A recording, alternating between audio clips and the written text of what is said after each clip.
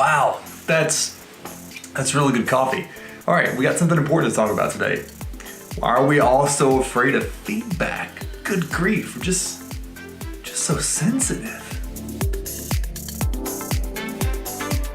Yesterday I preached, and so I don't normally do that, but one of my favorite things, or has become my favorite thing, so let's just be truly honest, has become one of my favorite things, is coming in on Monday and then getting feedback on the sermon that I just preached. So I think that the question, at least, is framed in the sense of there is feedback and then there's criticism, right? Now, criticism is like, well, I didn't like this, or this. Feedback is like, this was great, and then this is how you might tweak this other thing in the future to make it even sharper of a presentation, right? Because the reality is, a bad presentation of a truth is still a bad presentation. It doesn't help the hearer to hear anymore.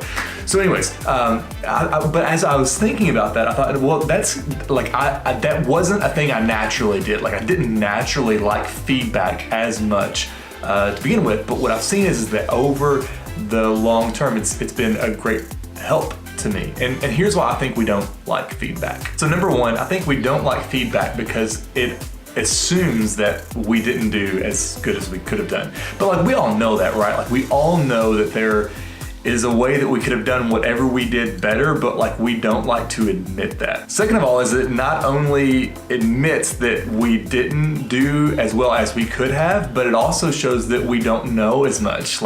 And even if we do know as much, we didn't think about it ahead of time, so it assumes us to take the form of a posture of humility in that. And number three, it just if we're honest, it still hurts sometimes, right? It still hurts to sometimes hear that one thing that you were so excited about, it just didn't land as well.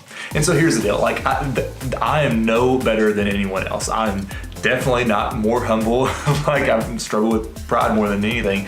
But I think the one thing that I have learned that I would encourage you to think about is no matter what your job is, whether you're in agriculture or office position, or you work in the trades or whatever, listen, feedback is, I truly think is the key to becoming an excellent operator at whatever you do. Because if you actually have someone who's willing to give you legitimate feedback, and here's the deal, I'm not talking about people who criticize. People who criticize can take that and go home with it, because criticism has no place. But feedback, the stuff that they're hey, let's fine tune this thing, man, that is, you can't put a price on that. If you can find somebody that's honest with you and is able to give you that feedback when you solicit it, man, that's the real deal. Now here's the deal, sometimes you don't solicit feedback and you get it anyways, and maybe that's your introduction into someone who can legitimately help you along the way. But what I'm not saying, and I want to make this super clear, is just don't listen to criticism.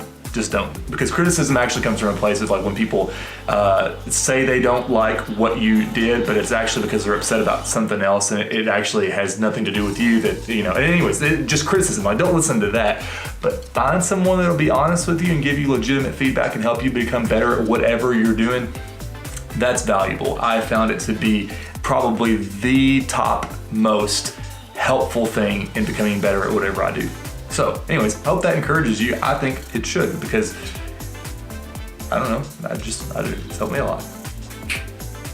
See you in the next one.